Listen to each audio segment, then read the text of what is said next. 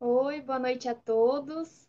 É uma honra e uma satisfação estar aqui agora apresentando, né, e recebendo o nosso próximo palestrante, que é o professor Marcos von Sperling, para falar sobre, que vai ministrar uma palestra sobre capacidade dos processos de tratamento de esgotos em cumprirem com distintos padrões e metas de qualidade.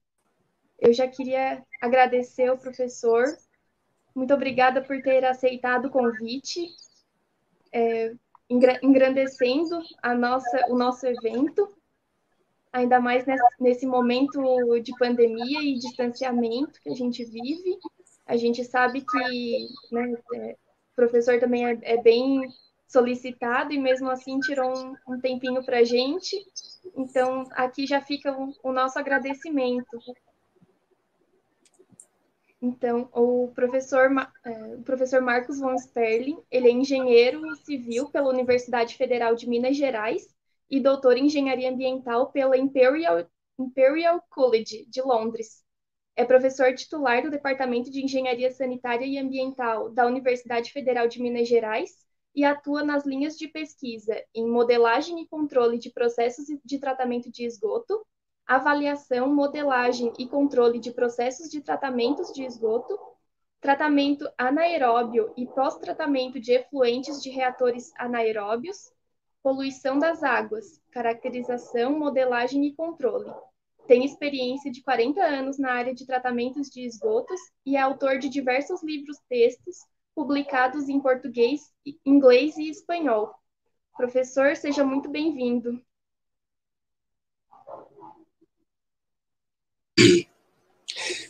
Então, tá ótimo. Samantha, muito obrigado pela introdução, pela apresentação. Eu já começo agradecendo e elogiando toda a organização que vocês tiveram. Simpósio muito bem organizado, tivemos várias trocas de e-mails, dando instruções, trocando experiências e tal. Então, parabéns para todos vocês da comissão organizadora.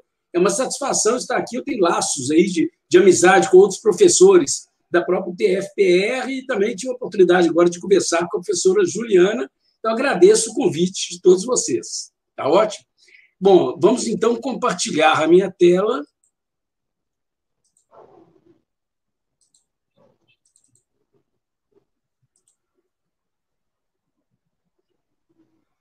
Aí eu vou pedir para você, Samantha, você dar o toque se está tudo certinho. Aliás, se não tiver, você me dá um toque. Aí você fala, abre o microfone, se vocês não estiverem enxergando o compartilhamento. Tá ok? Porque na minha tela... A gente tá já okay? vê o seu slide na tela. O senhor está na tela também. E agora, fique à vontade, eu vou me retirar da tela para o senhor ministrar a palestra.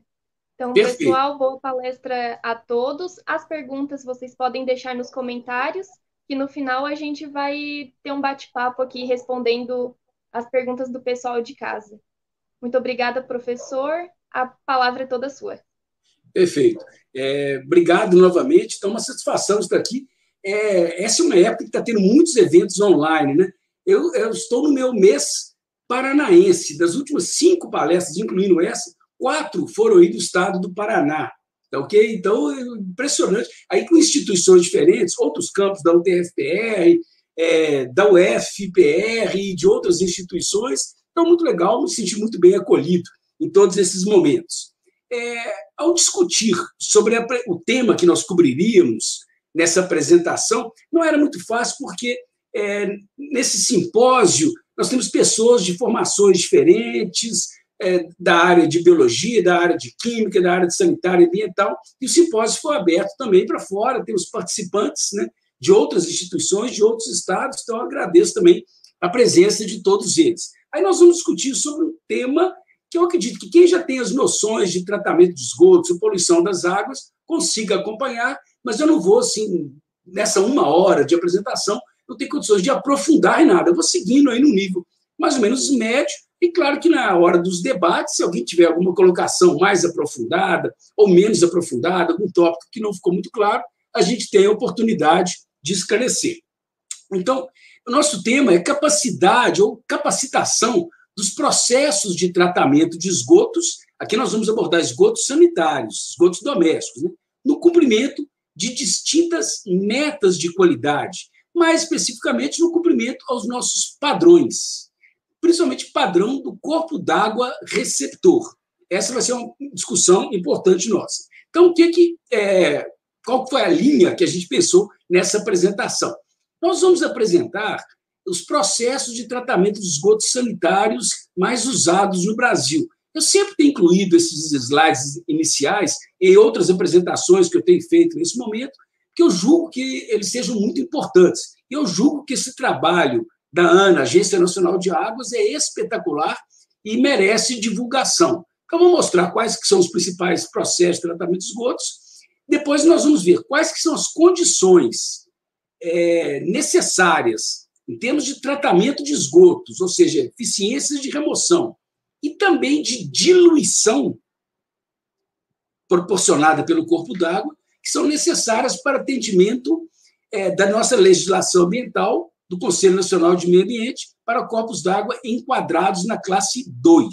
Então, a gente vai discutir sobre isso. Então, essa é uma análise até mais, um pouco de análise, uma matemática simplificada e interpretação da capacidade dos processos. Aí nós vamos mais especificamente. Então, nós apontamos a necessidade de eficiências de remoção. Qual que é a capacidade que os processos de tratamento de esgotos, os usuais que nós utilizamos, qual que é a capacidade que eles têm em termos de remoção de DBO, amônio, ou nitrogênio amoniacal, nitrogênio total, fósforo total e Escherichia coli. Ok. Na contextualização inicial nossa, o porquê dessa apresentação? As estações de tratamento de esgotos atuais e as planejadas para serem projetadas, construídas e implementadas, quase todas elas objetivam a remoção da matéria orgânica, expressa aí como DBO e DQO. Então, essa é quase que uma regra, praticamente todas as nossas ETs objetivam a remoção de DBO e de DQO. Mas e os outros poluentes? Nós vamos discutir aqui sobre macropoluentes. Eu nem vou discutir sobre micropoluentes orgânicos, micropoluentes inorgânicos, metais, nada disso. São os grandes poluentes, que foram aqueles que eu citei no slide anterior. Ora, nós temos um padrão, no caso, um padrão de lançamento para o nitrogênio amoniacal, ou íon amônio, ou amônia ionizada. É tudo a mesma coisa. No caso de esgotos sanitários, esse padrão foi suspenso temporariamente pelo CONAMA, na sua legislação que deu sequência à 357, que é a 430, de 2011, reconhecendo a dificuldade que a maioria das nossas ETs tinha de cumprir com o padrão de nitrogênio amoniacal, porque elas eram concebidas para DBO e DQO, então foi suspenso temporariamente. Mas ele pode voltar? Então já tem gente falando, não, mas tem que voltar um padrão de lançamento de amônio. E a gente detecta também um movimento para se ampliar a capacidade de tratamento das nossas ETs para incluir, além da remoção da DBO e da DQO, também nutrientes, nitrogênio e fósforo. Aí depende da situação, coliformes. Os coliformes atuando aqui como indicadores da eficiência de remoção de organismos patogênicos, principalmente bactérias patogênicas e vírus. Ok. Aí fica sempre essa dificuldade. Puxa vida, né? Mas como que a gente vai conseguir encaixar tudo isso? Como priorizar as ações e os investimentos? A gente sabe, né, no contexto nosso do Brasil, acho que a maioria de vocês sabe, nós temos uma grande carência no tratamento de esgotos. Então, a gente deve investir em novas ETs, a gente vai continuar prosseguindo na remoção da matéria orgânica, ou a gente deve incluir tratamento mais avançado que consiga remover esses outros poluentes. Então, essa é sempre uma dúvida que nós temos e essa é uma dificuldade em termos de planejamento. Ok, então vamos começar nos baseando no Atlas Esgotos, que é o Atlas Despoluição de Bacias Hidrográficas, da Agência Nacional de Águas, a ANA. O Atlas foi lançado em 2017, recentemente, questão de poucos meses atrás, ele teve uma atualização no número de ETs, mas eu não vou trabalhar com essa atualização, vou trabalhar com a versão original do Atlas Esgoto. Então, é de 2017, mas, na realidade, os dados foram coletados em 2013. Ok, então vamos lá. Esse é o Atlas Esgotos da ANA, vocês, né, acessam esse site daqui, vocês podem baixar. É um relatório espetacular, o relatório em si. Agora, além do relatório, vocês têm as condições de ter informações sobre todos os municípios do Brasil. Tem um item lá, informações sobre os municípios. Vocês vão lá e vocês obtêm um croquis do município, onde que tem ET, qual que é a vazão de esgotos tratada, qual que é a vazão de esgotos não tratada, a vazão de esgotos gerada, qual que é a vazão de esgotos que cai no corpo d'água receptor, que corpo d'água que é esse, qual que é a vazão do corpo d'água. Então, um trabalho de um fôlego extraordinário, a gente nem vai cobrir aqui, mas eu incentivo muito aqueles que não conhecem o Atlas Esgotos da ANA, sim, enveredarem pelo Atlas. Então, ok. Vou simplesmente citar parte dos resultados principais. Então, a ANA avaliou apenas sedes municipais. Aqui, então, nessa nossa apresentação, nós não temos dados dos distritos de cada município, não temos dados da população rural, não temos dados também, não, porque não entraram, né? Não tem dados de tratamento de efluentes industriais, de grandes instituições, shopping centers, condomínios, nada disso. Apenas os esgotos das 5.570 sedes municipais. Aí eles obtiveram dados desse número de sedes, dados primários, depois dados secundários, né, que eles obtiveram de terceiros, dessas outras sedes. Fato é que os grandes números, as grandes conclusões, né, 43% da vazão de esgotos gerada nas sedes municipais, ela é tratada. E muito legal em termos de avanço do Atlas Esgotos, comparado com outras estatísticas muito importantes que nós temos no Brasil, que são as estatísticas do SNIS, Sistema Nacional de Informações sobre Saneamento, e as estatísticas do IBGE, que essas estatísticas trabalham com população que tem os seus esgotos tratados, coletados, ou vazão. Aqui, o Atlas Esgotos, como é da Agência Nacional de Águas, tinha interesse em analisar potencial poluidor também. Então, trabalhou com carga de DBO. E chegou à conclusão, então, essa é a conclusão, apenas 39% da carga de DBO gerada nas sedes municipais é removida. 71 milhões de habitantes têm seus esgotos tratados. Ora, um país de um pouco mais de 210 milhões de habitantes. Então, claro que nos preocupa. E identificaram 2.657 ETs. Ok. Eu vou mostrar, então, alguns poucos gráficos desse relatório. É uma interpretação que eu peguei de dados de uma tabela que está no Atlas. Algumas vezes a gente ficava em dúvida, mas que processo de tratamento de esgotos que é esse? Eu fui encaixando em algumas categorias, eu peguei os dados, né, dessas 2.657 ETs e fui tentando classificar em algumas ETs. Então, fica alguma dúvida com relação à questão de alguma nomenclatura. Ok. Aqui, esse primeiro slide, nós temos algumas grandes categorias de processos de tratamento de esgotos e aqui o número de ETs que nós temos em cada uma dessas grandes categorias. Então, essa é a grande categoria das lagoas de estabilização.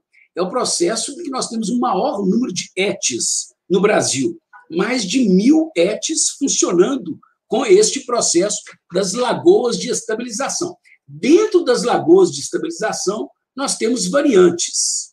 Tá? Eu vou citar apenas uma ou outra nessa nossa apresentação, mas não vamos ter condições de nos aprofundar muito. Tá? Mas variantes seriam lagoa anaeróbia, lagoa facultativa, lagoa de maturação, lagoas de polimento, etc. Aqui são os reatores anaeróbios de manta de lodo e fluxo ascendente, que vocês, no estado do Paraná, vocês foram os pioneiros no Brasil na implementação desses reatores anaeróbios. Aí, no estado do Paraná, ele é chamado de RALF, reator anaeróbio de leito fluidizado. E no meio acadêmico, temos utilizado a sigla internacional, o ASB, retratando, então, a tradução literal seria reatores anaeróbios de manto de lodo e fluxo ascendente. Quer sejam eles sozinhos, quer sejam eles seguidos por alguma forma de pós-tratamento. O porquê disso? Porque os reatores UASB sozinhos, eles têm uma eficiência limitada na remoção de DBO. Nós vamos ter a oportunidade de ver isso. Então, normalmente, eles precisam de uma etapa de melhoria da qualidade do efluente, que seria a etapa do pós-tratamento. Então, aqui o ASB mais pós. Dentro do pós, nós temos vários processos de tratamento de esgotos. Então, vocês veem que é um processo bastante importante dos reatores anaeróbios. Se nós empilharmos essas duas colunas aqui, de fato, a gente vai ter até mais do que o de lagoas de estabilização. Nós temos lodos ativados, vocês têm uma rede grande de lodos ativados aí em Curitiba, temos nas capitais do país, né, várias outras ETs por lodos ativados e outros processos. Ora, essas mesmas categorias, se nós apresentarmos em termos de população, a população que tem os seus esgotos tratados por cada uma dessas grandes categorias, lagoas de estabilização estava em primeiro lugar, continua importante, mas perdeu o primeiro lugar. Por que isso? Porque as lagoas de estabilização, elas normalmente não são implementadas nas grandes cidades, elas são implementadas em cidades de pequeno e médio porte, ou seja, apesar de nós termos muitas lagoas, a população total que tem seus esgotos tratados por lagoas proporcionalmente com outros processos, não é tão elevada. Os reatores anaeróbios sozinhos ou com pós-tratamento são importantíssimos. Nós temos aí mais de 20 milhões, 21, 22 milhões de habitantes que têm seus esgotos tratados nessa categoria, comparável com o processo de lodos ativados. Então, lodos ativados, no slide anterior estava aqui, em quarto lugar, nesse slide ele lidera. Por quê? Porque ele é implementado nas cidades de grande porte. Então, o contingente populacional tratado pelo processo de lodos ativados é muito elevado. E nós temos outras categorias, tratamento primário, físico-químico, etc. Ok. Aqui, claro, não vai dar para vocês lerem, nem nós vamos analisar isso aqui em detalhes, esse slide, porque está tudo muito pequenininho. Mas é muito legal que no Atlas Esgotos da ANA, eles fizeram esse esforço de abrir, né, aquelas grandes categorias. Por exemplo, estava citando lagoas. As lagoas estão nesse bloco aqui, ó. Tem diversas lagoas que estão nesse bloco. E eles apresentaram também as eficiências de remoção, na remoção de DBO. Esse é um dado muito difícil de ser obtido. Às vezes entrava o dado de projeto, às vezes entrava o dado baseado no monitoramento dessas ETs, mas é isso o melhor que se conseguiu obter. Aqui estão os valores. Os valores estão coerentes com a nossa realidade. Então, os reatores, o ASB, sozinhos, deram uma eficiência média de 69%, bem próximo do valor de projeto que nós normalmente adotamos, que é 70%. Aí nós temos outras categorias, outros processos. Esse que é o tratamento primário, que é meramente decantador primário, sem nenhuma etapa biológica no tratamento de esgotos, tem baixas eficiências, aí 35% foi o valor médio. Esse é um valor coerente também com dados de projeto.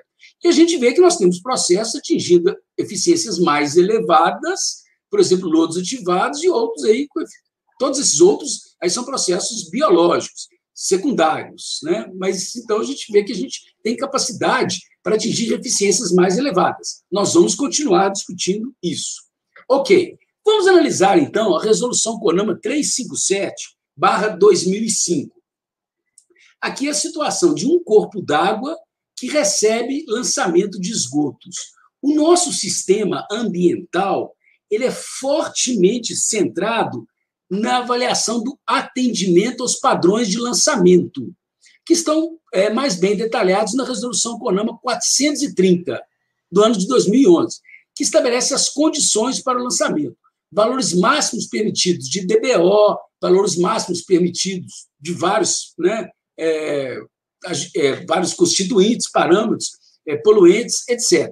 Eu queria fugir um pouco dessa ótica de nós só pensarmos em padrão de lançamento e de nós enxergarmos o corpo d'água. Retornar e dar a importância que a resolução CONAMA 357 deu para os corpos d'água. Então, aqueles que já estudaram, já viram isso, devem se lembrar que nós temos os corpos d'água de classe especial, depois corpos d'água classe 1, 2, 3 e 4, em que essas classes são agrupamentos de usos. E para cada um desses agrupamentos de usos, nós temos uma certa qualidade a ser mantida no corpo d'água. A maioria dos nossos corpos d'água é classe 2 aqui no Brasil. E essa mesma legislação diz: todos os corpos d'água deverão ser enquadrados. Se não houver enquadramento seria essa atribuição das classes, né? Se não houver enquadramento, estão automaticamente classificados como corpos d'água classe 2. Então, nós vamos fazer toda a nossa análise pensando em termos de corpos d'água classe 2, como a gente vai ver no slide seguinte. Ok, nós vamos analisar bastante, por simplicidade, que para a gente analisar a qualidade do corpo d'água, nós teríamos que fazer uma análise baseada em modelagem matemática da conversão dos poluentes ao longo do percurso aqui. Nós só vamos centrar neste ponto, que é o ponto da mistura.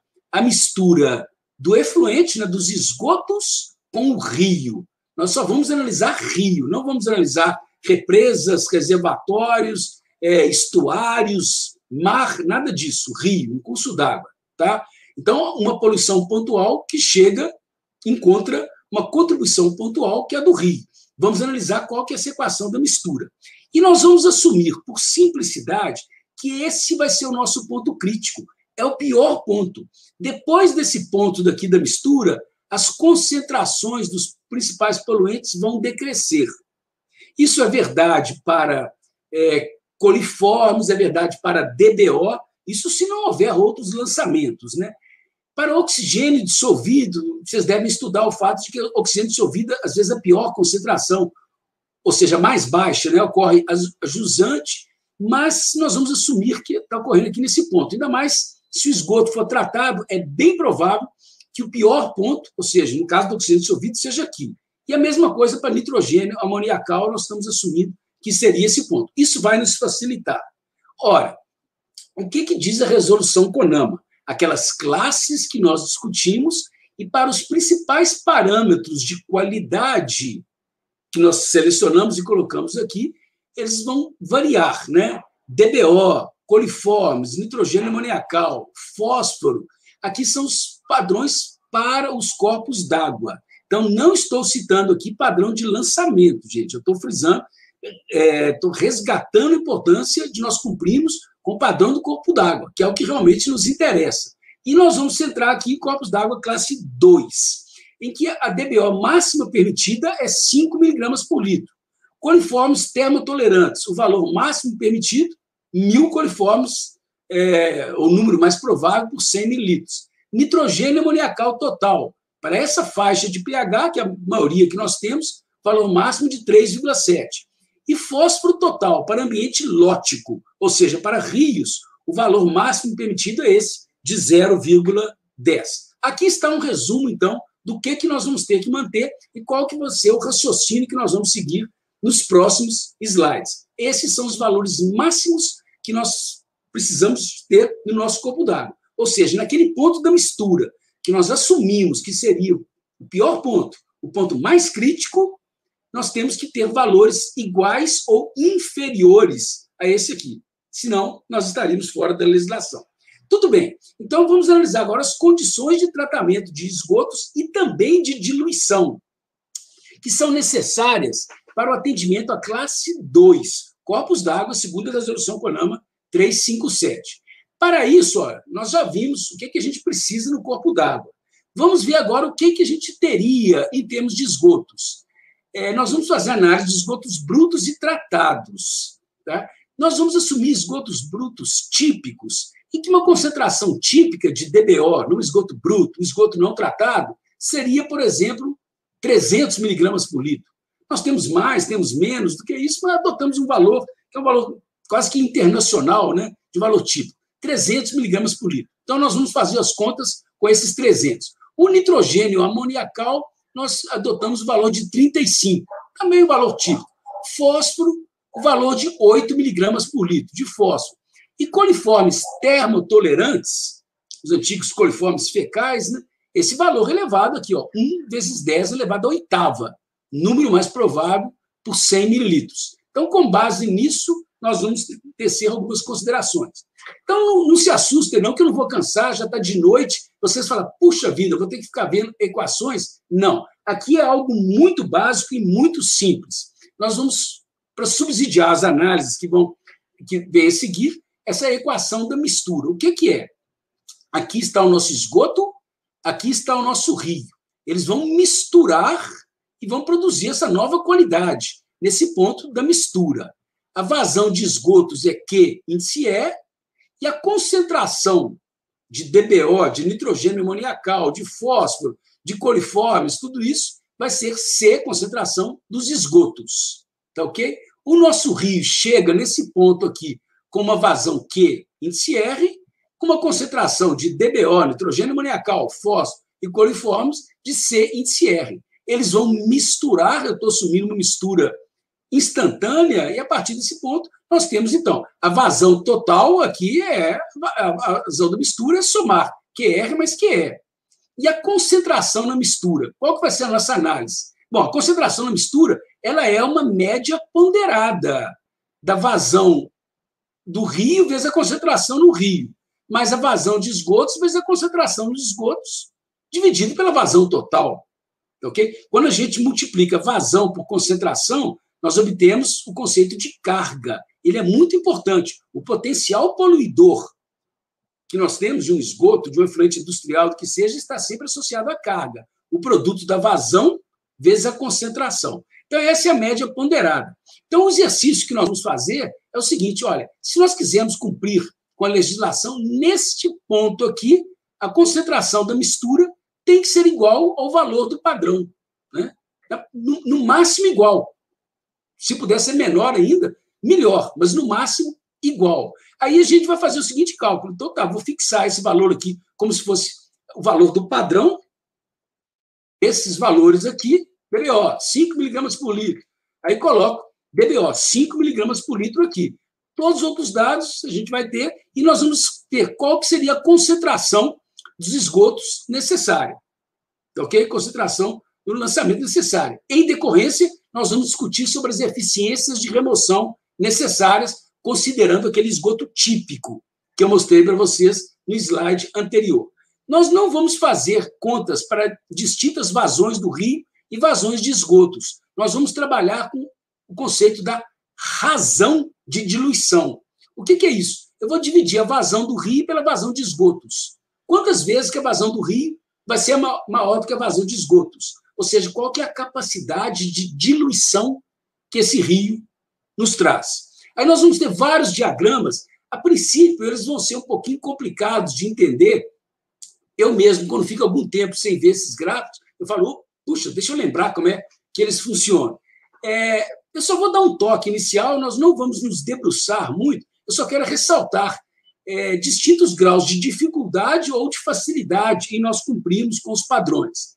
Aqui nós temos eficiência de remoção. Esse primeiro gráfico aqui é DBO.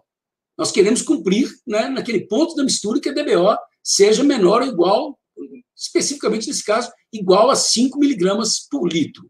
Ok. Aqui nós trabalhamos com razão de diluição, a vazão do rio dividido pela vazão de esgotos. Ora, o impacto naquele ponto da mistura vai depender do rio. Se ele já chega limpo, seria essa condição. Olha, se ele tiver 0 de DBO, isso é uma consideração teórica, né? Dificilmente o rio vai chegar com 0 de DBO. Ou se ele tiver 1 miligrama por litro de DBO, 2 miligramas, 3 miligramas, 4 miligramas, ou se ele já chegar com 5 miligramas por litro, ou seja, o rio já chega com concentração igual à do padrão. Qualquer carga poluidora a mais que entrar, se o esgoto tiver uma DBO superior a essa, vai descobrir com o padrão. Tá? Então, a gente tem esse espectro aqui. O que nós estamos enxergando?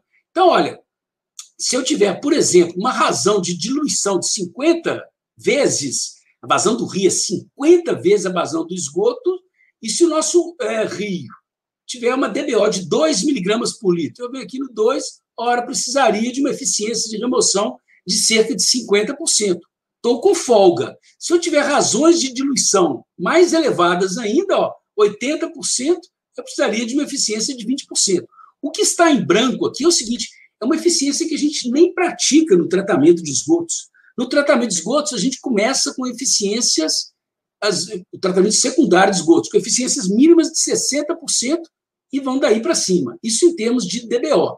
A faixa típica de eficiências no tratamento secundário é essa que está aqui em rosa. Agora vamos chegar aqui, olha, nós temos uma baixa capacidade de diluição. Aquele rio urbano que cruza a cidade, recebe lançamento de esgotos da cidade. Muitas vezes a capacidade de diluição dele é bem pequena. Vamos supor que fosse 5 para 1. Eu subi aqui, ora, Aquele mesmo exemplo nós vamos precisar de uma eficiência de 90% de eficiência de remoção de DBO. E nós temos casos de cursos d'água urbanos que têm uma vazão, isso vazão no período de seca, né? Uma vazão menor do que a própria vazão de esgotos. Esse é o caso aqui em Belo Horizonte, o principal ribeirão que cruza a cidade de Belo Horizonte, no período de seca, ele tem uma vazão menor do que a vazão de esgotos que ele recebe depois, felizmente, após tratamento. Então, nossa razão de diluição, na realidade, é inferior a 1. Esse exemplo que eu dei aqui em Belo Horizonte quase que não apareceria. Nesse caso, essa faixa verde é quando a gente chega numa eficiência tal que precisaria de um tratamento mais avançado, porque o tratamento secundário tradicional não funcionaria. E quanto pior, né, for a qualidade do rio que está chegando, maior a eficiência que nós vamos precisar. Se ele já chegar aqui com 4 miligramas por litro, você tem aquela mesma razão de diluição de 50 vezes, a gente vai precisar de 80 e poucos por cento. Razão de diluição de 10 vezes, aí você vai precisar de um tratamento avançado. Tá? Então, a gente tem uma sequência de gráficos desse jeito, aí eu não vou debruçar em cada gráfico especificamente, porque a gente tem mais coisas para discutir e ficaria um pouco cansativo. Mas é isso. Vamos agora em nitrogênio amoniacal. Quais que são as eficiências típicas de remoção de nitrogênio amoniacal no tratamento secundário usual? O tratamento secundário, utilizando os principais processos de tratamento de esgotos no Brasil, nós temos processos que têm eficiências da ordem de 20%, 30%, foi até generoso aqui, chegando a 50%, dependendo do processo de tratamento de esgotos. Se nós precisarmos de eficiências mais elevadas, aí esquematicamente eu pus de 50% até cerca de 90%. A gente precisa de etapas específicas, fugindo já daquela configuração tradicional que eu disse que a maioria das ETs no Brasil objetiva a remoção da matéria orgânica. Nesse caso, remoção do nitrogênio amoniacal. Nós temos os mecanismos de nitrificação, alguns processos de tratamento de esgotos, lodos ativados, biofiltros aerados submersos, filtros biológicos percoladores com meio suporte sintético, a gente vai voltar a ver sobre isso, né? Possibilitam nitrificação, aí a gente pode atingir essas eficiências mais elevadas. Volatilização da amônia livre, NH3, ela pode escapar para a atmosfera em condições de alto pH, essa seria uma possibilidade, ou outros processos, mas a grande maioria está aqui, nesse cor-de-rosa. Aí vocês veem que, olha, com razões de diluição mais baixas, a gente possivelmente teria que entrar nessa outra faixa daqui. O que dizer com relação a fósforo total? Aí já complica.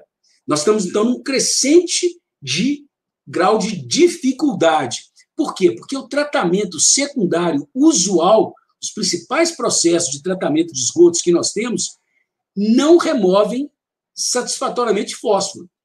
Coloquei uma eficiência variando entre 10% e 30%. O tratamento secundário usual, os principais processos. Então, vocês estão vendo aqui, gente, que, né, dependendo das razões de diluição como essas aqui, a gente só consegue entrar nessa faixa se nós tivermos razões de diluição muito elevadas, 80 vezes, 90 vezes, 100 vezes, e uma qualidade da água no rio chegando com teores de fósforo bem baixos. Então, já deu para ver, fósforo é complicado, fósforo é muito difícil de nós cumprirmos com o padrão. Então, se a gente precisar de cumprir com o padrão, quase que sempre nós vamos precisar de ter uma remoção específica de fósforo, remoção biológica de fósforo ou uma precipitação adicionando sais metálicos, né, que precipitam o fosfato, ele precipita, ele deixa de ser dissolvido, passa a ser um precipitado e ele é removido depois por sedimentação, filtração, flotação, etc. E se a gente precisar de eficiências mais elevadas ainda, a gente tem essa aqui, ó, precipitação mais uma separação sólido-líquido muito eficiente. Então, vocês veem que fósforo não é simples. E vamos chegar aqui em coliformes. Esse é o mais difícil de todos. Por quê? Porque as concentrações de coliformes nos esgotos, nós já vimos, um valor típico, né? 1 vezes 10 elevado à oitava. São 100 milhões de coliformes termotolerantes por cada 100 mililitros. O padrão para corpos d'água classe 2 é 1.000 coliformes por 100 mililitros. 10 elevado à terceira. Então, o nosso esgoto tem 10 elevado à oitava e o corpo vai ter que entrar no rio, ser misturado com o rio, e vai ter que chegar a 10 elevado à terceira. Tá? A eficiência aqui ela está expressa em unidades logarítmicas removidas, em que uma unidade log é uma eficiência de remoção de 90%, 2 é 99%, 3 é 99,9%, etc. 5 unidades log removidas é 99,999% de eficiência. Então, vocês estão vendo que, olha, que para cumprir o tratamento secundário usual, nos dá entre 1 e 2 unidades log, né? 90% e 99%.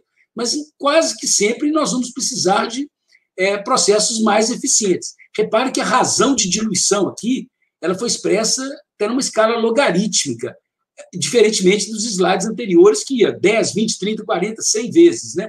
Aqui é 1 vez, 10 vezes, 100 vezes, 1000 vezes, 10.000 vezes, 100.000 vezes, 1 milhão de vezes e 10 milhões de vezes a razão de diluição. Então, você vê que os números aqui são gigantescos. E quase que sistematicamente a gente pode falar, para cumprir com o padrão de corpo d'água, nós vamos precisar de uma etapa de desinfecção. Felizmente, nós temos processos para isso, que são as lagoas de maturação. Nós temos processos específicos, esse lagoa de maturação é um processo natural.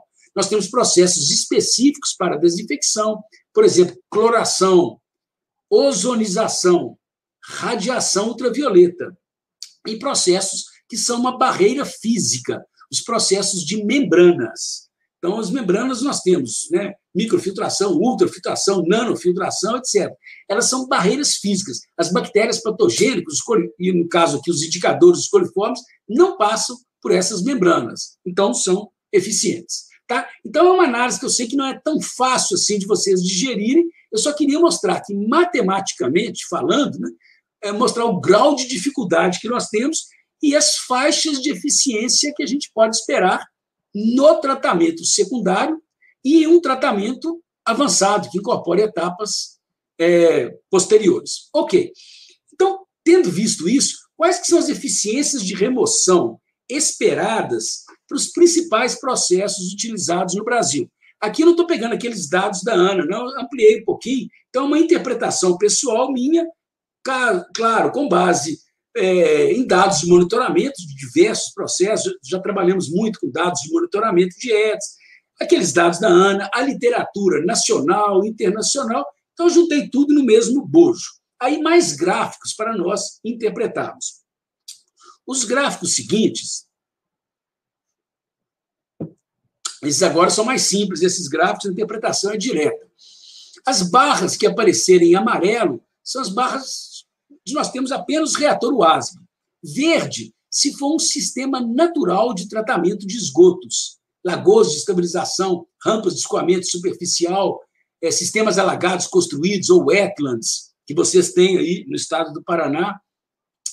Em azul, então, o sistema natural são sistemas extensivos. Eles gastam muita área, mas eles são mais simples, porque eles não têm nenhum equipamento eletromecânico importante. Então, são totalmente naturais. Aqui já são processos intensivos, mais compactos, então, com muito aporte tecnológico, possivelmente com equipamentos, ou com muito concreto, tudo isso, tá? Para que o sistema seja mais compacto. E aqui, se a gente tiver complementações específicas. Tá bom, então vamos ver lá.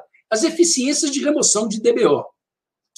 Aqui eu coloquei alguns processos que são bastante utilizados. Eu não vou analisar, neste momento, processo por processo. Eu quero enxergar o macro desse nosso gráfico. Aqui estão as eficiências de remoção de DBO variando de 0 a 100%. Eu fixei esse critério, que eu considero que seria, para as nossas condições, aqui no Brasil, uma alta eficiência se ela for superior a 85%. Isso na Europa e América do Norte pode não funcionar. Eles podem falar, não, para mim a alta eficiência é se for acima de 90%, acima de 95%. Eu acho que para a nossa realidade, se for acima de 85%, poderemos considerar que seria uma alta eficiência de remoção de DBO. Intermediária, se estiver entre 70% e 85%. E baixa eficiência, se for inferior a 70%. Felizmente, ó, isso aqui está em branco, isso aqui seria eficiência esperada. Nós podemos ter algumas ETs que têm eficiências mais baixas do que essa, é verdade. Mas esperada é aquela, ó, esse processo daqui, se ele for bem projetado e a ET for bem operada, o que a gente esperaria? Eficiências dentro dessa faixa. Então, aqui é a faixa típica dos reatores UASB, já comentamos. Todos os demais processos estão aqui nessa faixa, ou intermediária ou alta. Nós temos alguns processos que dão eficiências mais elevadas e temos outros que dão eficiências intermediárias. Então, cabe a nós, em cada situação, escolhermos, né, dentre outros fatores, é esse fator da eficiência que a gente escolhe o processo mais adequado. E outra coisa que eu queria chamar a atenção é que não há muita diferença em termos do bloco, né, dos processos intensivos, ou seja, os processos compactos, e dos processos extensivos ou naturais. Eles vão dar mais ou menos as mesmas faixas de eficiência. Com relação ao nitrogênio amoniacal, aí a faixa de eficiências que eu coloquei, ó, se for eficiência acima de 70%, eu estou considerando alta. Intermediária entre 35% e 70%. E baixa, abaixo disso. Por que isso? Porque eu já citei, é difícil remover nitrogênio amoniacal na maioria dos processos de tratamento de esgotos. Então, eu consideraria que a gente estaria até satisfeito se tivesse eficiências acima de 70%. Aí a gente já começa a abrir essas barras que nós temos aqui. Vários processos conduzem a baixas eficiências. Tá? Por quê? Porque eles não têm nenhuma rota importante, quer seja uma rota microbiológica ou uma etapa de conversão que conduza à remoção de nitrogênio amoniacal. Outros têm eficiências intermediárias e são muito poucos aqueles que conduzem a altas eficiências. São aqueles que possibilitam a nitrificação. Processos compactos aqui, e nós temos processos naturais que permitem também a nitrificação e a remoção do nitrogênio amoniacal. Ok. E se for nitrogênio total? Uma coisa é remover amônia.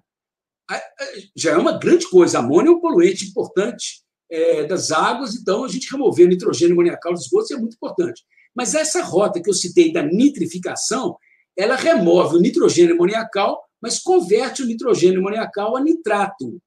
Então, o nitrogênio total está lá. Se a nossa preocupação é eutrofização, as algas associadas, né, a processos de eutrofização, com crescimento excessivo de algas, elas podem utilizar nitrogênio amoniacal e nitrogênio na forma de nitrato. Então, olha, se a nossa preocupação é eutrofização, nós temos que remover o nitrogênio total. Não basta converter nitrogênio amoniacal a nitrato, porque o nitrogênio está lá ainda, na forma de nitrato. Remoção de nitrogênio total, vocês veem, olha, puxa vida, processos com alta eficiência, menos ainda, pouquíssimos, apenas se a gente incorporar, por exemplo, lodos ativados com essa etapa de remoção biológica de nutrientes. Isso é algo muito específico. Tá? Uma eficiência intermediária, a gente consegue aqui, se tiver processos naturais, se envolver lagoas de maturação. Fósforo total é tão complicado quanto o nitrogênio total, ou mais, quer dizer, quase mais ainda. A maioria dos processos dá uma baixa eficiência, mas nós temos um alívio. Pelo menos o seguinte, um alívio que a gente não tem para o nitrogênio. No caso do fósforo, olha, os processos biológicos não funcionaram bem, tudo bem, eu posso adicionar um produto químico, que seria aqui, olha, a precipitação química. Eu adiciono um cloreto férrico, sulfato de alumínio, por exemplo, e ele vai precipitar o fósforo. Então, se a etapa biológica ela é insuficiente, eu posso ter uma etapa físico-química que vai nos ajudar, aí a gente pode alcançar altas eficiências de remoção de fósforo. Pelo menos tem esse consolo. E Escherichia coli, indicando, então, um indicador de remoção de bactérias patogênicas e, de certa forma, também de vírus. Aqui, ó, a maioria dos processos, assim, os processos intensivos, mais compactos, normalmente têm baixas eficiências. Aqui nós estamos reportando daquele jeito do outro gráfico, tá, gente? Eficiências em termos de unidades logarítmicas. 1, 2, 3, 4. Lembrando, 90%, 99%. Aqui 4 é 99,99%. E assim por diante.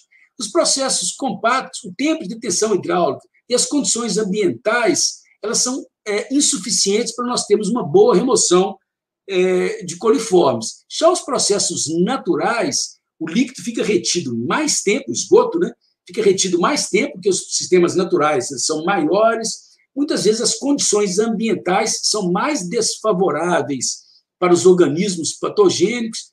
Radiação ultravioleta, radiação solar, né? Ultravioleta, ela é deletéria para bactérias patogênicas, o pH mais elevado, quando a gente tem fotossíntese em uma lagoa de maturação, também é prejudicial. Então, os sistemas naturais conduzem a eficiências mais elevadas. Nós podemos ter, dos processos naturais, se a gente tiver lagoas de maturação, elevadíssimas eficiências. Ou aqui, em qualquer processo, mas aí, principalmente nos compactos, se nós tivermos desinfecção, como eu citei, ou uma barreira, como as membranas. Então, ok.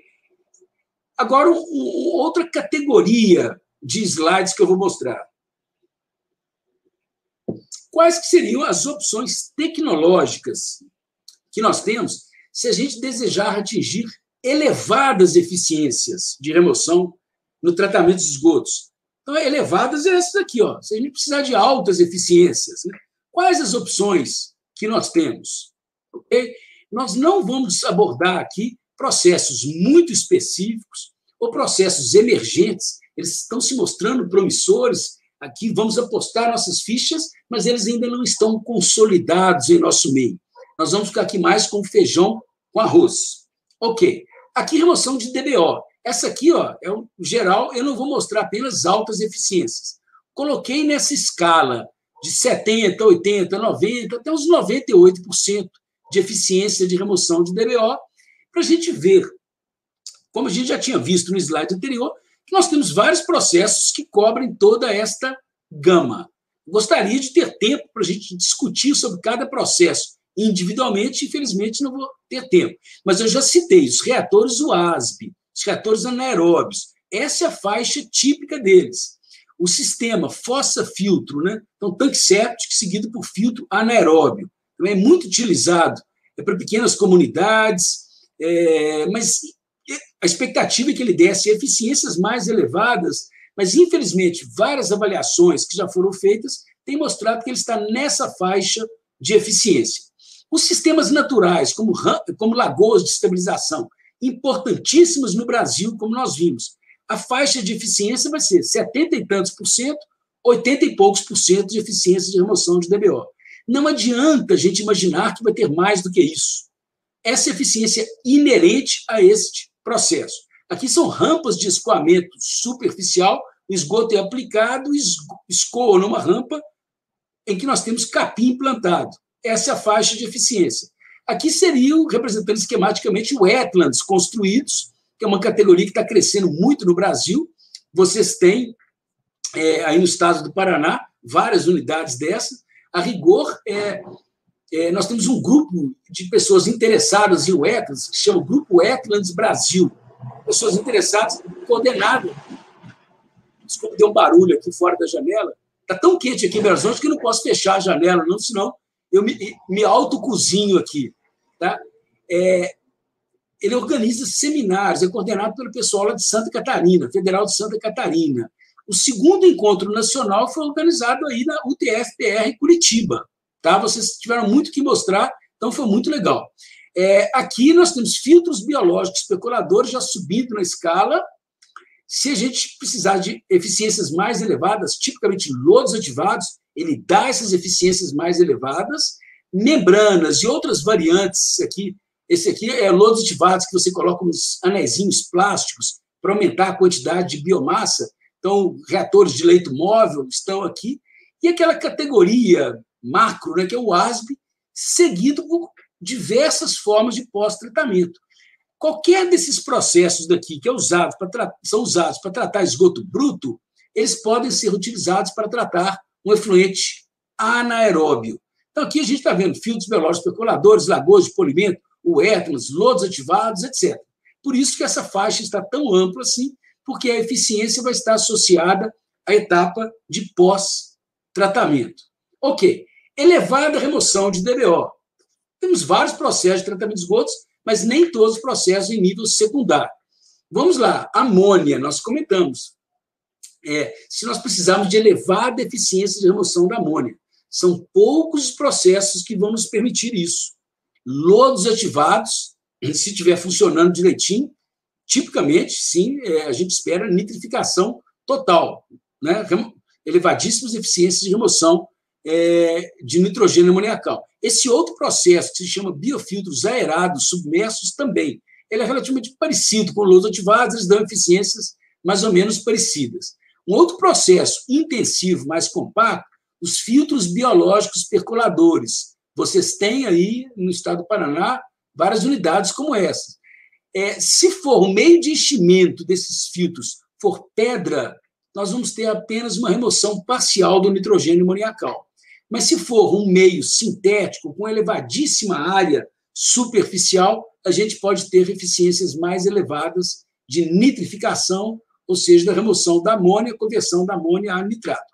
Dos processos naturais, wetlands verticais, de fluxo ou alimentação intermitente. A gente não vai ter tempo agora para cobrir esse processo. Permitem nitrificação e lagoas de maturação, por mecanismos diversos, também conduz a uma boa remoção de nitrogênio amoniacal. Se for nitrogênio total, olha que já começa, os processos já começam a sumir. Ou a gente tem lodos ativados com remoção biológica de nitrogênio, em que a gente precisa de ter uma etapa de nitrificação e depois uma outra etapa de desnitrificação. Então, você converte amônia em nitrito, nitrito em nitrato. Depois você converte o nitrato em nitrogênio gasoso, N2, que escapa para a atmosfera. Aqui é uma foto de uma das ETs lá no Distrito Federal. Tem algumas ETs que utilizam esse processo da remoção biológica de nutrientes. Ele é mais complexo, bem mais complexo do que os demais. Nós precisamos de ter aqui algumas câmaras sem oxigenação, tudo isso. E as lagoas de maturação, já comentei, elas removem nitrogênio amoniacal e removem também nitrogênio total. Se nós chegarmos a fósforo, ora, apenas aqui dos processos, né, totalmente biológicos, apenas lodos ativados com remoção biológica de nutrientes, no caso, fósforo. Aí precisa de um compartimento anaeróbio, um compartimento anóxico, em que não há oxigênio, mas tem nitrato, e um compartimento aeróbio, recirculações internas. Então, algo realmente sofisticado. Mas, como eu comentei, felizmente, se o seu processo biológico não remover fósforo, você pode adicionar produtos químicos que eles vão fazer com que o fósforo, que está dissolvido na massa líquida, ele forme um precipitado. E aí você remove, ele vira um sólido em suspensão. Aí você remove em decantadores, se estiver funcionando muito bem, em filtros de areia, em unidades chamadas de flotação também. Ok, patógenos. Temos, sim, processos naturais. As lagoas de maturação, já comentei, são espetaculares para removerem, por mecanismos puramente naturais, as 4 categorias de organismos patogênicos. Bactérias patogênicas, vírus, e eu nem comentei antes, vou comentar agora. Protozoários que estão presentes na forma de cistos, eles sedimentam e vão para o fundo. E eumintos, que são os vermes, que estão presentes nos esgotos na forma de ovos de eumintos, sedimentam e vão para o fundo. Sai um efluente com ótimas condições, ele nem precisaria ser lançado no corpo receptor. Ele estaria apto para um reuso, tá? Um uso, por exemplo, na irrigação. Aqui é o maior sistema de lagoas que nós temos no Brasil. A ET, como um todo, ocupa 100 hectares. Lá no Ceará, o distrito industrial de Maracanaú. Nós podemos ter etapas de desinfecção específicas ou barreiras físicas com membranas, como eu já comentei. Então, chegando nas conclusões já finais, né? Vimos muita coisa, né? Foi corrido, eu sei que foi muito corrido, mas nós vimos várias coisas. O sentido crescente do grau de dificuldade para nós cumprirmos com o padrão para corpos d'água classe 2. DBO e amônia estão mais ou menos parecidos, tá? Mas aí começa.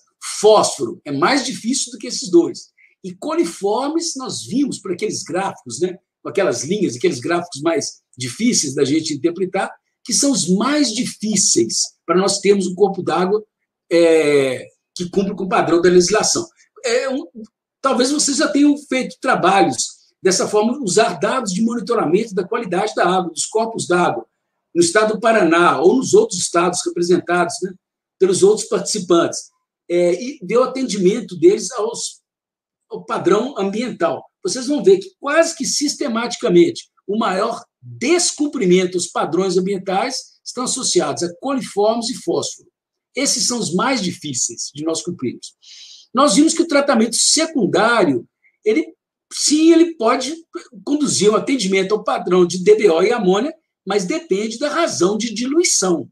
Se a razão de diluição, ou seja, se o rio tiver uma vazão muito baixa comparado com a vazão de esgotos, a gente precisaria mais do que um tratamento secundário.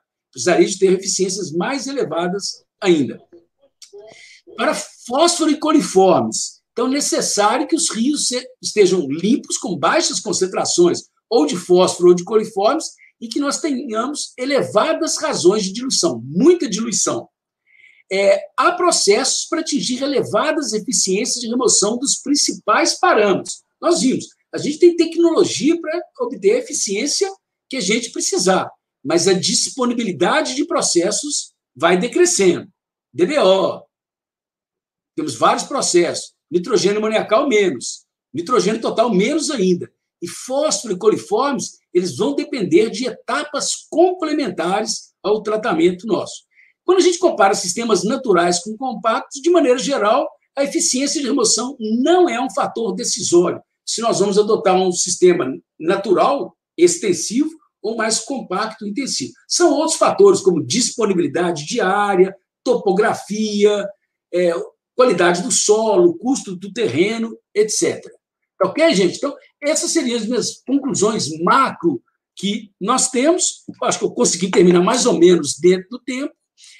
Muito obrigado pela atenção. Eu retorno a condução para vocês aí. Me parece que é a Samantha que vai retomar as atividades. Eu agradeço bastante a atenção de vocês. Tá?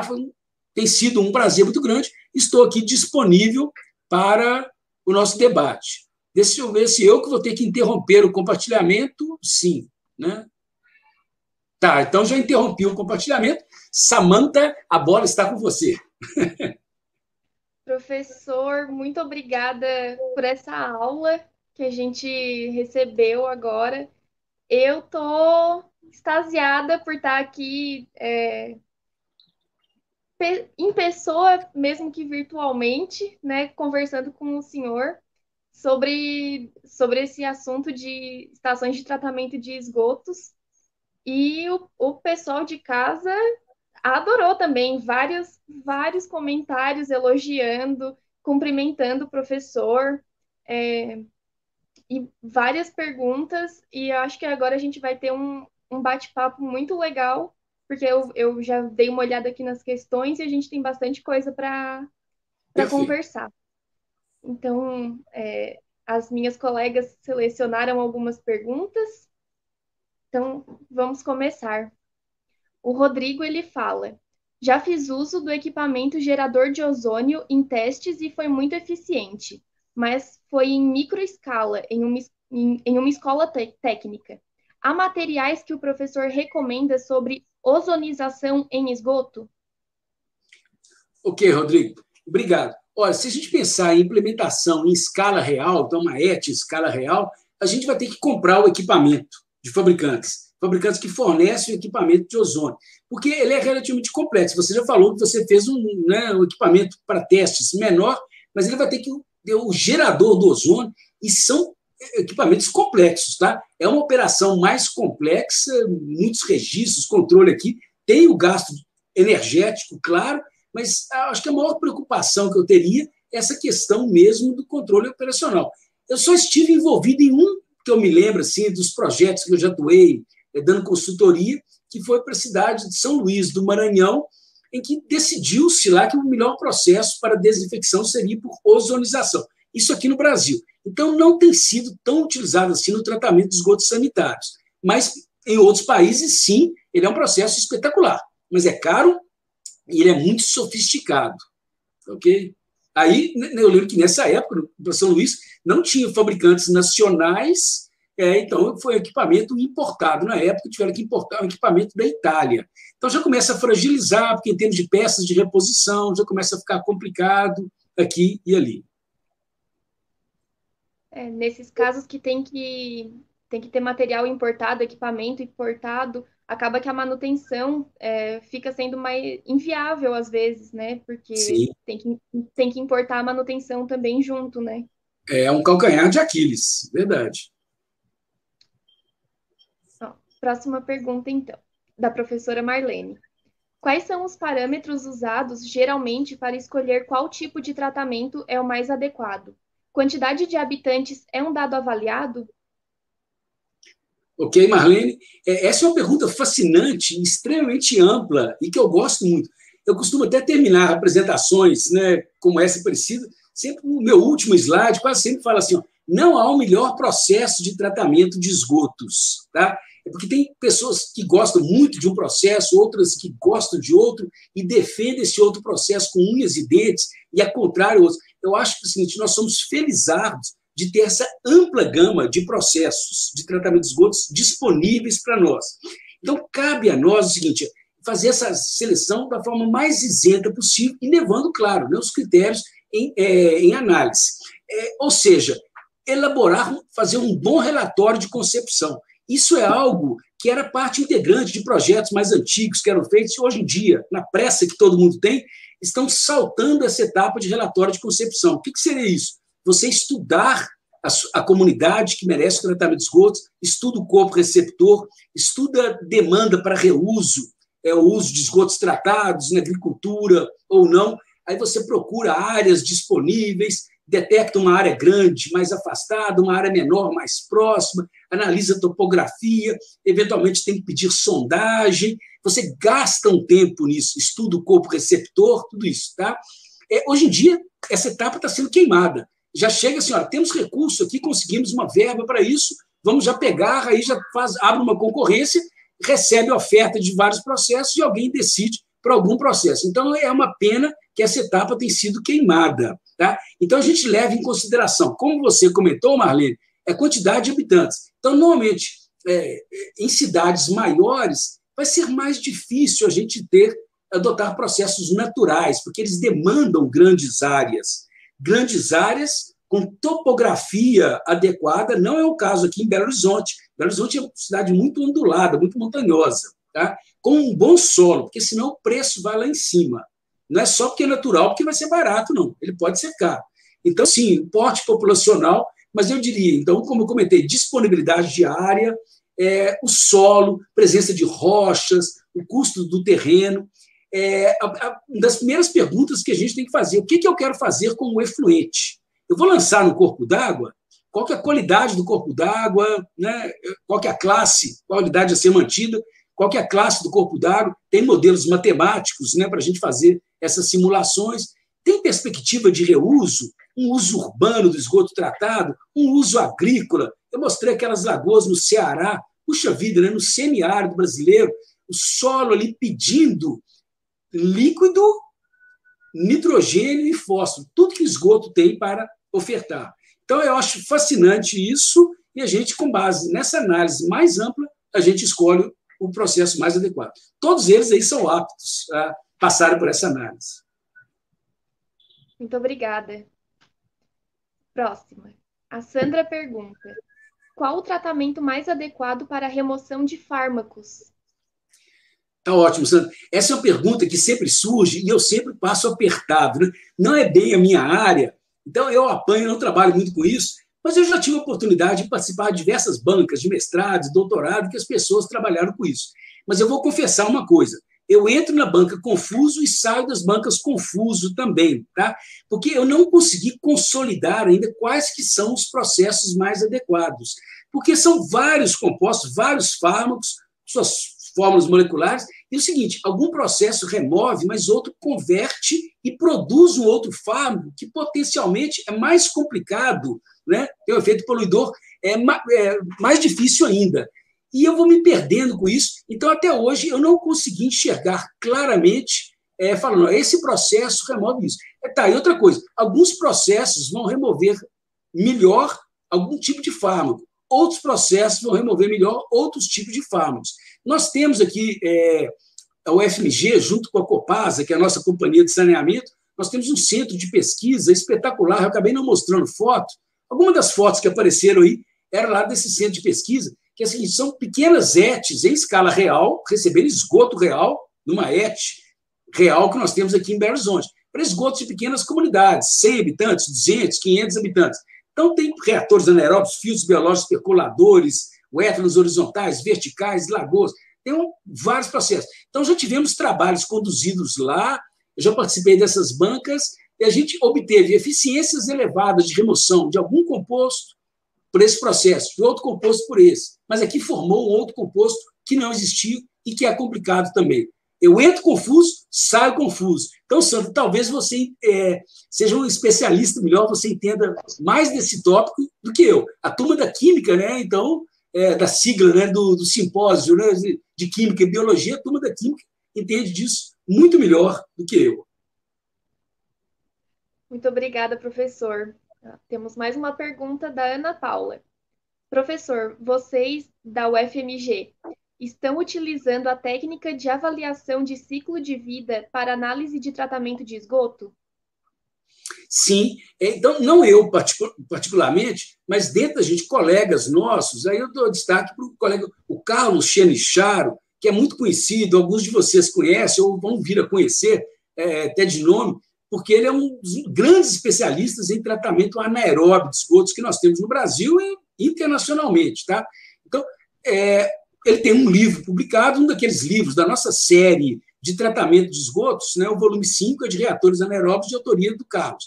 Então, no tratamento anaeróbio e no pós-tratamento anaeróbio, diversas possibilidades de pós-tratamento, né, ele analisa a questão do biogás, analisa a questão do lodo e ele já fez, então, análise de ciclo de vida com algumas dessas alternativas, algumas dessas combinações. Né? Agora, a análise de ciclo de vida, ela nos prega surpresas, né? Então, eu lembro direitinho, quando também mais uma banca que eu estava participando, até com um colega aí do Paraná, que é o Cleverson Andreoli, ele era da Sanepar, alguns de vocês talvez conheçam, grande especialista até na parte de uso agrícola do lodo. Nós estávamos analisando, então, a parte, né, o ciclo de vida do uso agrícola do lodo. Aí chegou na etapa assim, de a higienização do lodo. Se você adiciona cal, que é algo que no estado do Paraná é feito rotineiramente, é ótimo, muito eficiente, é barato. Mas aí analisaram que o custo do transporte, em alguma etapa, na produção da cal, ela, em termos de ciclo de vida, ela vai lá em cima e atrapalha as coisas todas. Então, a cal, que era uma coisa boa, virou a vilã. E eu confesso que eu apanho um pouquinho, porque a gente começa a perder a sensibilidade a alguns desses. Eu acho genial o conceito da análise de ciclo de vida, mas às vezes eu penso, puxa vida, será que nós estamos obtendo as conclusões reais? Será que esse software que nós estamos utilizando aqui não está nos induzindo? Um dado de entrada que a gente colocou aqui não nos desviou daquilo que o senso comum nos informaria? Tá? Eu acho espetacular, mas eu acho que depende muito de nós, analistas dos resultados, interpretarmos adequadamente. Perfeito. A Daiane pergunta: professor, grande satisfação em assistir sua palestra. Obrigada. Pergunta: qual a sua visão, perspectiva sobre regulamentação e tratamento de contaminantes emergentes no Brasil? Tá. Daiane, eu acho que essa pergunta está até próxima daquela de fármacos, porque falamos de fármacos, nós temos outros contaminantes emergentes. Né? Fármacos seria um deles, né? Os perturbadores endócrinos, né? Outros micropoluentes orgânicos, e etc, etc. Tá? Então, você colocou corretamente, de uma forma ampla, os contaminantes emergentes. Né? Eu acho, sim, nós estamos, internacionalmente, estamos caminhando para a regulamentação, mas a gente tem que ter muito cuidado com a regulamentação. Porque se a gente fala, olha, você tem que colocar amostra, você tem que demonstrar que você está removendo. Colete amostras, mande para o laboratório. Alguns desses microcontaminantes, as concentrações deles são da ordem de nanogramas por litro. A grande maioria dos laboratórios não está capacitada para isso. Apenas laboratórios de pesquisa, que aí podem encontrar um valor, né, na ordem de nanogramas por litro, né, ou microgramas por litro, nanogramas por litro, etc. Né? Seriam análises caras, a logística para isso é muito complexa. Então, eu acho que nós normatizarmos e trazermos uma obrigatoriedade de monitoramento de algo que a gente sabe que na prática não vai ser implementado, a gente tem que ter muito cuidado, porque senão a legislação ela entra em desuso, ela entra em descrédito. está no papel, mas não está sendo cumprida.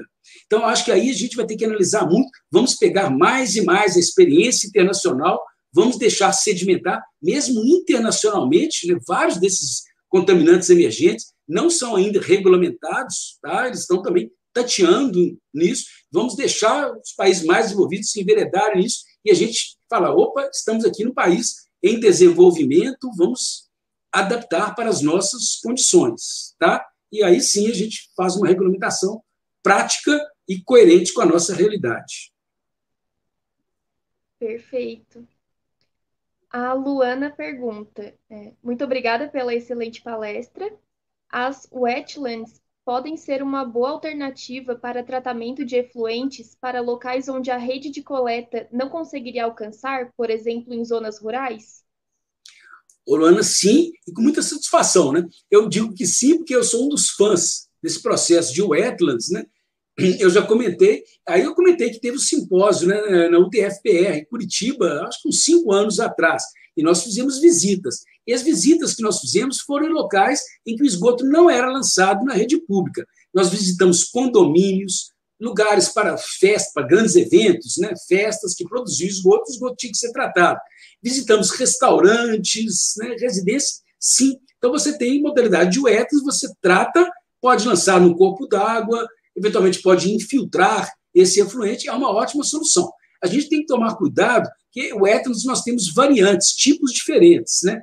O ideal seria usar as wetlands de escoamento subsuperficial, aquela em que o esgoto, o nível d'água do esgoto está abaixo do nível do meio suporte, ok? Para que a gente olhe para lá e não enxergue esgoto, e que não tenha contato com o esgoto. Porque se você tiver, né, no meio rural, aí tem uma criança, você implanta isso no quintal, no seu lote lá. Uma criança vai, brinca, tem esgoto, né, superficial lá, ela tem contato com o esgoto. Então, isso não pode. Eu digo isso porque tem variantes de wetlands em que trabalham com a alimentação, são verticais. A alimentação vem por cima e o esgoto escoa. Então, esse seria um risco para soluções unifamiliares. Tá? Aí a gente deixa isso para ETs, em que a ET vai ser cercada, vai ter o operador, vai ter vigia, tudo isso que vai dar conta de resolver esse problema ocupacional até e de saúde pública. Ok. O Matheus pergunta, parabéns, professor. E qual é o potencial dos adsorventes de baixo custo, como os provenientes de resíduos agroindustriais, para tratamento de esgotos? Como aplicá-los em escala real? Ô, Matheus, essa é mais uma pergunta que me aperta também, porque eu não sou especialista nessa parte. Eu tenho trabalhado mais com esses processos, né, usuais, tradicionais de tratamento de esgotos. Vejo colegas trabalhando, né, com etapas de adsorção, lei, trabalhos também, né, adsorventes de baixo custo, alguns naturais, né, você produz naturais, mas eu não teria assim, experiência para cravar a sua resposta, porque imagino até que você já tem estudado isso, já está estudando, você deve ter um conhecimento até melhor do que eu. Tá? Então, eu não trabalhei com resíduos agroindustriais, eu não tenho experiência com resíduos agroindustriais, sei do potencial, mas eu não me arriscaria aqui a avançar muito na resposta. Tá bom? Confie mais no seu conhecimento desse tema do que no meu especificamente. Vamos para a próxima, então. A Cristina fala, parabéns, professor, pela palestra. Gostaria de pedir sua opinião a respeito da dificuldade de implantação de estações de tratamento de esgoto doméstico no Brasil. Ok. Cristina, essa também é uma pergunta bastante ampla. Eu tenho até uma das apresentações que eu costumo fazer nesse período de lives aqui durante a pandemia, já fiz até algumas vezes, que são os desafios associados ao tratamento de esgotos. Tá? Então, a sua pergunta é a dificuldade de implantação. Nós temos os desafios de implantar novas ETs e depois nós temos um desafio de fazer com que essas ETs funcionem e funcionem adequadamente. Eu até divido essa apresentação que eu faço, assim, os desafios da ausência do tratamento de esgotos e os desafios da existência ou da presença do tratamento de esgotos. Eu falo isso porque eu acho que os currículos dos nossos cursos de engenharia ambiental, engenharia sanitária, mesmo engenharia civil, química, eles têm que se adaptar a essas condições. Quando eu formei engenharia civil, né? formei há 40 anos atrás. Quando eu fiz, eu trabalhei, depois de formar, antes de entrar na universidade, eu trabalhei numa firma de consultoria. A firma fazia projeto de ETS, e essas ETS nunca eram implementadas. Então, ficaram algumas décadas aí apenas no desafio de implantar tratamento de esgotos. Em Belo Horizonte, né? Boa parte da minha carreira profissional, eu convivi com a situação de que Belo Horizonte não tinha nenhuma gota dos seus esgotos tratados. Aí a gente sempre pensa, é falta de recurso. Mas não é apenas isso, tá? Não é apenas falta de recursos financeiros. Qualquer infraestrutura, ela é cara. Infraestrutura de abastecimento de água, de sistema viário, infraestrutura de telefonia, de celulares, é tudo caro. Depende da disponibilidade que nós temos a pagar, né? E da disponibilidade que nós temos dos órgãos públicos investirem, considerarem que, sim, o saneamento é prioritário também. Vencida essa barreira da disponibilidade de recursos, de obtenção de financiamento, aí a gente fazer bons projetos, relatório de concepção, bons projetos, uma boa obra, tudo isso, tá? Então, você vence essa primeira barreira. Depois, então os nossos estudantes desses cursos têm que saber fazer projeto e relatório de concepção. Depois vem a segunda etapa. As ETs estão implementadas. Como que a gente opera essas ETs? Como que a gente obtém o melhor possível delas? Os cuidados de operação e manutenção também. Como que a gente faz com que os esgotos cheguem às ETs? Às vezes você colocou a ET, mas estão faltando interceptores na rede coletora de esgotos e os esgotos não estão chegando à ET. Tá? Então, é uma série de itens que são os desafios no tratamento de esgotos. Você tem que monitorar a sua ET, interpretar os resultados para saber se você está operando adequadamente. Você tem que cumprir com os padrões ambientais, como nós discutimos aqui hoje. Eventualmente, se sua ET tudo estiver dando certo, você pode pensar em reduzir os custos operacionais. Então, você conhecendo o processo, tem como você atuar no processo. Mas aí é o seguinte, os processos compactos e intensivos, eles são mais difíceis de operar, são mais sofisticados, mas eles têm mais flexibilidade para nós fazermos essas mudanças. Já os processos naturais de tratamento de esgotos, eles são mais simples, mas normalmente eles têm menos flexibilidade. Aí, você joga um grande peso no projeto. O projeto tem que ser muito bom, porque depois a gente vai ter pouca flexibilidade na operação. Então, são vários os fatores, né, que nós temos, e aí temos que conduzir esforços e que a classe política e a população cobrando os políticos faça enxergar que o saneamento seja prioritário. Eu não queria alongar muito em cada resposta, não para dar espaço para outras, mas isso aqui eu não posso deixar de comentar. Nesse cenário nosso da Covid, a gente voltou a discutir sobre saneamento. Então, olha, grande alarme, justificado, claro, né, com a Covid, mas nós não podemos esquecer que os esgotos, eles têm organismos patogênicos e sempre tiveram, tá? E a gente estava descaso dos esgotos. Agora falou, opa, peraí, vamos resolver a Covid, vamos torcer para sim, mas não vamos esquecer das bactérias patogênicas, de outros vírus, dos protozoários e dos eumínios presentes nos esgotos. Os holofotes estão lançados aí sobre os esgotos, sobre saneamento, de maneira geral. É isso mesmo. Temos mais uma pergunta da Cláudia. Você considera mais difícil atingir os padrões de qualidade em época de racionamento de água? Quais as implicâncias para o reuso direto, indireto? Indireto. Tá. Então, Cláudio, a época de racionamento de água, normalmente então, é a época de estiagem. Os estudos de impacto ambiental que a gente faz, quer seja para obter uma licença ambiental para a implementação da ET, ou como parte do relatório de concepção, normalmente a gente faz esses estudos em condições de vazão mínima do corpo d'água. Tá? Isso, então, nós temos a hidrologia dos períodos secos, e eles caracterizam muito bem o que a gente entende por vazão mínima. Então, tem uma que é a Q710, tem Q90, Q95. São denominações que são usadas para categorizarmos direitinho. O que a gente está chamando de vazão mínima? Então, essa vazão mínima é a vazão de período de seca, que normalmente pode até coincidir com a época de racionamento de água. Então, quando a gente tem esses períodos de racionamento, a gente fala, mas e o reuso? Aí que a gente lembra do reuso. Reuso, sim, é uma ótima possibilidade. Não vou dizer que seja a solução para tudo, mas é uma rota de alívio. Então, para algumas utilizações, né, você trata os seus esgotos, puxa vida, lançar no corpo d'água, aí está trazendo uma poluição adicional para o corpo d'água.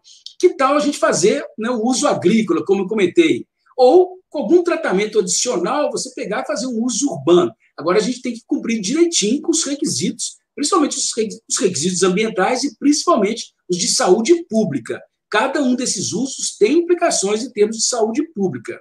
Ok? Nós não temos ainda uma legislação nacional do Brasil, mas alguns estados no Brasil já têm a sua própria regulamentação para o uso de esgotos tratados.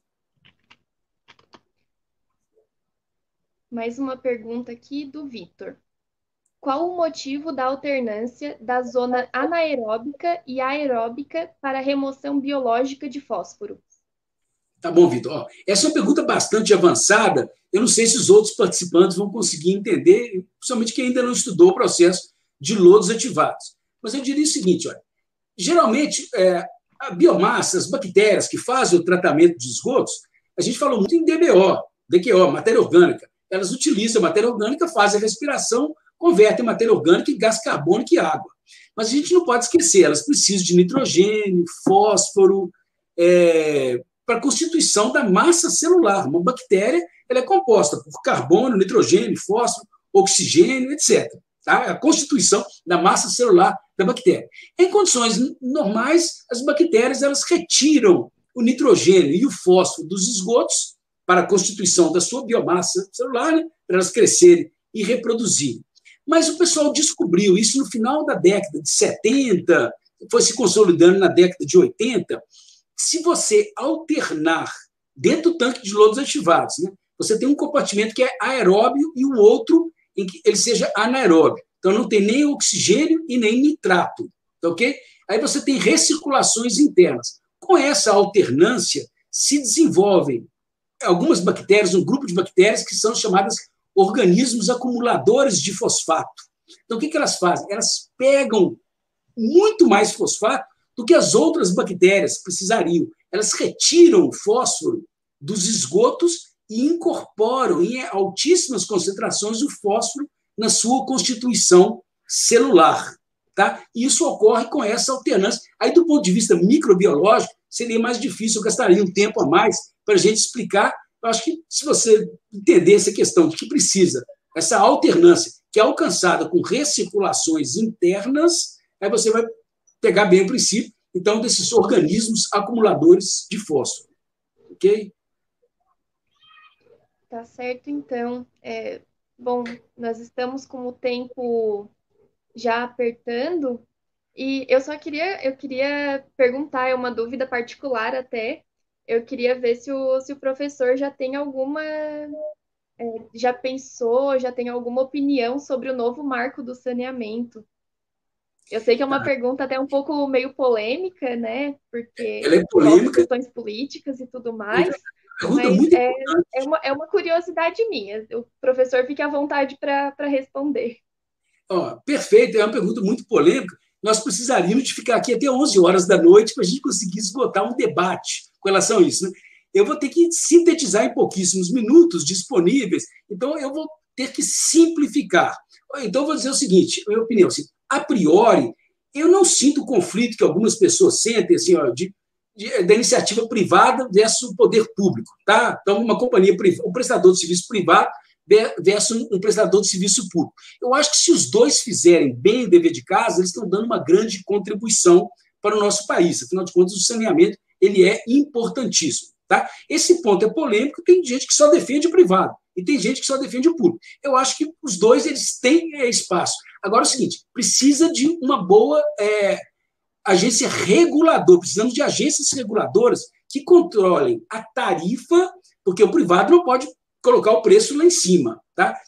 Que seja uma tarifa justa e controle a qualidade do serviço. Então, o consumidor está pagando pelo serviço, ele tem que ter um bom retorno. Isso vale para água, isso vale para esgotos. Então, se a agência reguladora atuar bem, a tarifa for justa e a qualidade do serviço for boa, ótimo que os prestadores de serviços zerem o nosso déficit de saneamento. Uma preocupação adicional que fica, e essa foi muito discutida, é o seguinte: saneamento não dá lucro. Tá? Então, saneamento não é para dar lucro. A gente não vai objetar. Saneamento é para dar saúde pública e preservação do meio ambiente também. Então, se uma companhia ela entra apenas para ter lucro, o que ela vai querer? Ela vai querer pegar o filé. Essa foi a expressão utilizada, né? Vai querer pegar o quê? As cidades grandes, que são superavitárias. E as cidades pequenas, aquelas abaixo de 10 mil habitantes, normalmente elas são deficitárias, a população delas está diminuindo ao invés de crescer, elas são o ponto frágil. Quem vai querer pegar? Então, você tem que dividir os pacotes, forçando que vou pegar uma cidade superavitária, mas vou pegar também no bojo essas outras. Isso não foi detalhado ainda, e isso precisa de ser detalhado. As companhias públicas, as estaduais, né, elas operam com o sistema chamado de subsídio cruzado. O lucro que eu tenho nas cidades grandes, eu vou repassar e vou cobrir o déficit das cidades pequenas. Se isso for quebrado e se as companhias privadas, né, só pegarem o filé, nós vamos deixar desguarnecidos as pequenas comunidades e o meio rural também. O meio rural tem que entrar nisso. O saneamento rural ele é importantíssimo também. Tá ok? Muito obrigada, professor. Muito obrigada. Eu agradeço em nome da comissão e eu agradeço particularmente também por estar aqui com o senhor nessa noite. Muito obrigada pelo seu tempo, pelas suas explicações. O pessoal nos comentários, a gente teve muito mais perguntas, mas, enfim, a gente não consegue dar conta de responder todas, né? Então, pessoal, se alguém quiser mandar suas dúvidas para o nosso e-mail, a gente pode encaminhar para o professor e aí o professor responde, né? Então, a gente já tem as perguntas de vocês aqui, então se vocês quiserem realmente, né, ter esse contato a mais, mandem para a gente no nosso e-mail e a gente responde depois. E agora, então, finalizamos, né, professor? Muito obrigada por tudo. Fica aí a palavra para o senhor, para as suas considerações finais. Tá ótimo, gente. Ô, Samanta, muito obrigado mais uma vez. Foi uma noite agradabilíssima. Assim, gostaria de deixar uma mensagem assim, positiva, de otimismo. Alguns de vocês podem estar desanimados, nós estamos numa época difícil. Alguns de vocês falam, puxa vida, como é que está a perspectiva do meu curso, da minha carreira? Olha, vocês escolheram um curso. Bom, aqui temos vários cursos, né? Mas os cursos são espetaculares. Se trabalham com meio ambiente, se trabalham com saúde pública, com qualidade de vida, é espetacular. Então, parabéns pela seleção dos cursos, né, que vocês fizeram. E vocês vão ter carreiras interessantíssimas também. Então, a carreira de vocês pode trazer grandes contribuições para o Brasil. Os que são estudantes ainda, o que vocês têm que fazer, gente? A contribuição que vocês têm que dar é ser ótimos estudantes, tá? Ser ótimos cidadãos, tem tanta coisa que os cidadãos têm que fazer, mas no momento aqui, vocês como estudantes, sejam ótimos estudantes para que vocês possam dar um retorno da melhor qualidade possível, tá? A maioria aqui é de universidades públicas, né? Então, o povo nosso está investindo em vocês. Vocês têm que dar esse retorno, tá bom, gente? Então, fica essa lição. E, claro, o Brasil já passou por tantas crises, nós vamos passar por essa crise, vai melhorar, vai ter ótimo, depois vai ter mais uma crise pela frente, nós vamos sair, e etc, etc, tá? Então, desejo todo sucesso para todos vocês e continue aí, mantenham o entusiasmo de vocês, tá ok? Muito obrigada, professor. Muito obrigada pelas palavras. Então, é isso. Boa noite, professor. Boa noite, um abraço para todos vocês, gente. Foi uma satisfação. Até mais. Tchau.